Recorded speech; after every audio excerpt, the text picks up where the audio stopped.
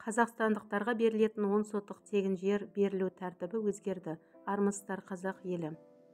Қазақстандықтарға берілетін 10 сотық тегін жер тек инфрақұрылым тартылған аймақтарға берілетін болды. Яғни аталған ауыл ауданда міндетті түрде жарық пен су болуы керек. Ал бұған дейін мұндай талап болмаған. Сәйкесінше жер алу үшін 4 миллионнан астам Қазақстан азаматы кезекте тұр. Яғни жер телімін алу үшін арнайы өтініш білдіргендердің тізімі арнайы есепке алынған. Енді сол кісілер қайтадан арыздану керек пе? Яғни жер телімін алу үшін кезекте тұрған 4 миллионнан аса адам қайтадан өтініш білдіру керек пе?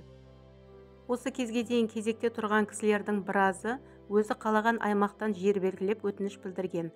Ендігі жерде ол жерлерде егер жарық пен су тартылмаған болса, онда кезек әрі жылжи береді.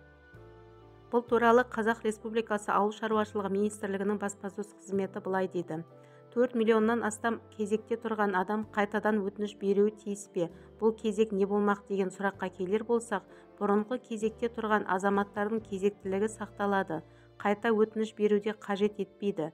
Кезекте тұрғандардың тізімі жергілікті атқарушы органның автоматтандырылған жұмыс орнында арнайы есепке қойылуына қарай қалыптастырылады. Кезекте тұрғандар жер алғанмен де, егер ол жерде үй салынбайтын болса, онда жер телімі мемлекеттің меншігіне қайтадан қайтарылады. Қадірлі оқырмандар, каналыма жазылмаған болсаңыздар, тіркеліп, төменге пікірлеріңізді қалдыра кетіңіздер. Каналымда қызықты деректер, пайдалы кеңестер, жаңалықтар, танымал адамдардың өмірі жайлы және тағы басқа да керекті мәліметтер салынған. Келесі видеода кездескенше аман сау болайық. Сіздермен бірге сізге керек арнасы.